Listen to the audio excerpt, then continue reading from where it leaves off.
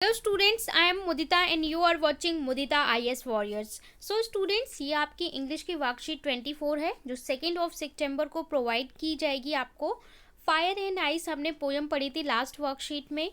So let us analyse the poem fire and ice by Robert Frost. यहाँ आपको बोला जा रहा है कि आप इसे एनालाइज करिए. The poem uses symbolism.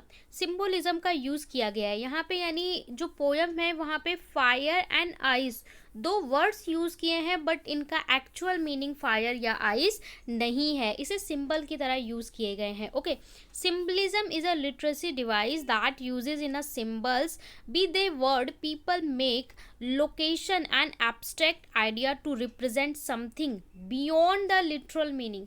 Actual में उस वर्ड का जो मीनिंग होता है उससे कुछ अलग जो हमारे पॉइंट हैं और कवि हैं वो कहना चाहते हैं, इसलिए वो सिंबलिज्म का यूज़ करते हैं. Fire is the symbol of desire. हमने पहले ही बोला था, आपको बताया था मैंने कि फायर किसका सिंबल होता है? डिज़ायर का. डिज़ायर क्या होता है? इच्छाएं. किसी भी चीज़ को जो पाने की इच्छाएं आपकी होती हैं उसे हम डिज़ायर्स बोलते हैं. और आइस किसका सिंबल है? हेट्रेड का, नफरत का. सो ये दोनों हमारे क्या हैं? इनको दोनों को एक तो यहाँ पे पर्सोनिफिकेशन किया गया है, दोनों को ही मानवीयकरण, मतलब इतना पावरफुल बताया है कि ये डिस्ट्रॉय कर सकते हैं, पूरे वर्ल्ड को डिस्ट्रॉय कर सकते हैं. ठीक है. और सेकंड थिंग, यहाँ पे इनको सिंबल की तरह यूज़ किया गया है.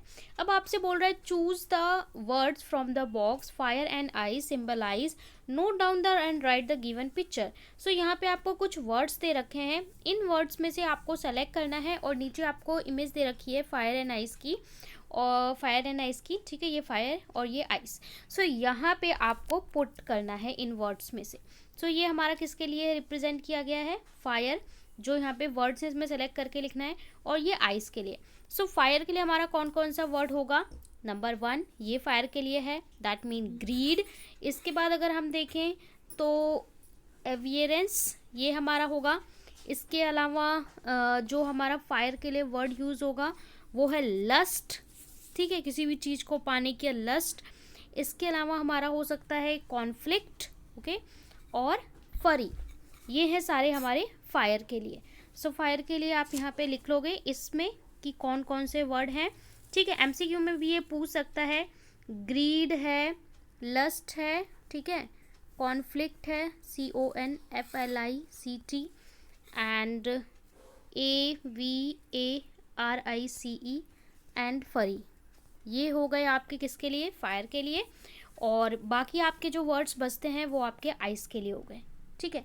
सो आइस के लिए आपके क्या क्या हो जाएंगे यहाँ पे? CRUELTY.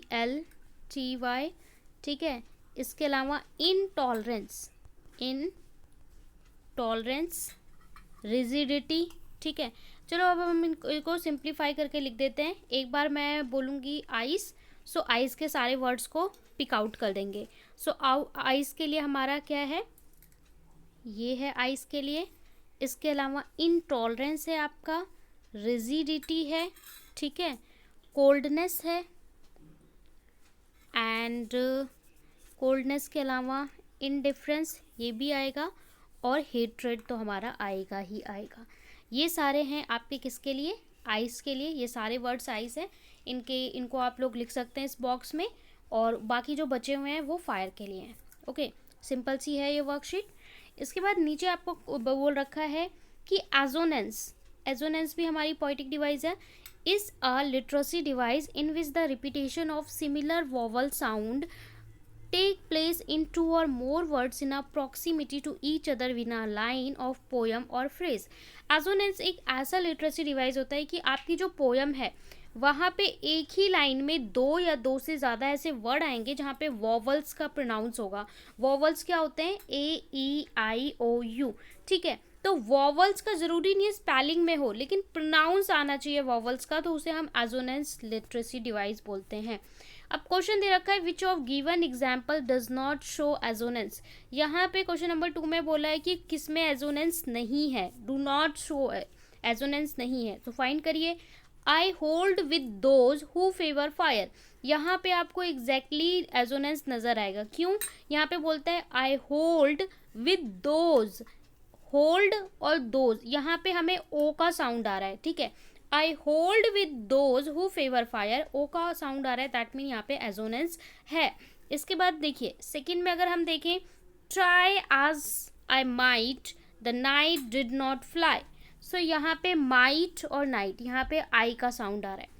अगर हम डी में देखें, go slow over the head, go और स्लो, ओ का साउंड आ रहा है, ठीक है। सो कहाँ नहीं है, life is a journey, life is a journey, तो इसका आंसर क्या होगा, सी होगा, क्योंकि यहाँ पे आपका एजोनेंस नहीं है, कहीं पे भी ओ का ओवल का प्रोनाउंस नहीं आ रहा है। थर्ड में बोला, in this poem fire and ice are shown to have a power of destruction similar to human, which literary device do you think Robert Frost use. यहाँ पे फायर एंड आइस को इतना powerful बताया गया है कि ये डिस्ट्रॉय कर सकते हैं अर्थ को। सो इन यहाँ पे कौन सी हमारी लिटरेसी डिवाइस का यूज़ हुआ है, सिमिली का हुआ है, पर्सोनिफिकेशन, मेटाफर या एलिट्रेशन। सो यहाँ पे पर्सोनिफिकेशन, जिसे हम बोलते हैं मानवीयकरण, ओके, मानवीयकरण का यूज़ किया गया है, क्योंकि फायर और आइस ये हमारी नॉन लिविंग है, बट हमने इनको कैसे कंपेयर किया है, एक ह्यूमन की तरह इनका मानवीयकरण किया गया है कि इनमें इतनी पावर है कि डिस्ट्रॉय कर सकते हैं। सो ये थी आपकी सिंपल सी वर्कशीट। आई होप आपको अच्छे से पोएम समझ में आई हो। वीडियो को ज़रूर लाइक करें, चैनल को सब्सक्राइब करें, लिंक आपको डिस्क्रिप्शन में मिल जाएगा, जहां से आप टेलीग्राम चैनल ज्वाइन कर सकते हैं। पोएम का डिटेल एक्सप्लेनेशन देखना चाहते हैं, उसका लिंक भी आपको डिस्क्रिप्शन में दिया हुआ है।